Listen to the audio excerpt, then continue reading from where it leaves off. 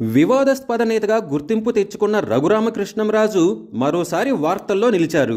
2019 ఎన్నికల్లో వైసీపీ తరపున నరసాపురం ఎంపీగా విజయం సాధించిన రఘురామకృష్ణంరాజు గెలిచిన కొద్ది రోజులకే ఆ పార్టీకి వ్యతిరేకంగా మారారు. కొన్ని సందర్భాల్లో ఏకంగా సీఎం జగన్ పైనే ఘాటు విమర్శలు చేసి వార్తల్లో నిలిచారాయన. ఆ తర్వాత కూటమి తరపున నర్సాపురం ఎంపీగా పోటీ చేయాలని చూసినప్పటికీ ఆ ప్రయత్నాలు ఫలించలేదు. దీంతో తెర వెనుక పావులు కదిపిన ఆయన ఎలాగైతేనేం టీడీపీ తరపున టికెట్ దక్కించుకున్నారు. సిట్టింగ్ ఎమ్మెల్యేను కాదని ఎమ్మెల్యే టికెట్ దక్కించుకున్న రఘురామ బంపర్ మెజారిటీతో విజయం సాధించారు. కూటమి ప్రభుత్వంలో తనకు స్పీకర్ లేదా మంత్రి పదవి వస్తుందని ఆశించిన రఘురామకు నిరాశ తప్పలేదు. దీనిపై బహిరంగంగానే బాబుపై ఆయన విమర్శలు చేశారు. మొత్తానికి ఎలాగైతేనేం డిప్యూటీ స్పీకర్ పదవిని దక్కించుకున్నారు. తాజాగా ఆయన జగన్పై కొన్ని కీలక వ్యాఖ్యలు చేశారు.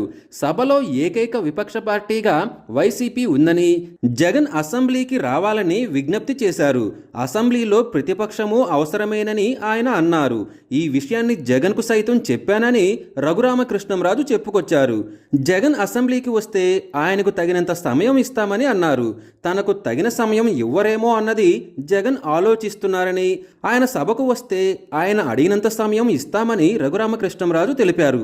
ఒక పార్టీకి ఎంతమంది ఎమ్మెల్యేలు ఉంటేనే విపక్ష హోదా అన్నది రాజ్యాంగంలో ఎక్కడా లేదని, అదే సమయంలో అలాంటి నిబంధన లేనప్పుడు ఆనవాయితీని ఆచరించవలసి ఉంటుందని కూడా ఉందని అన్నారు.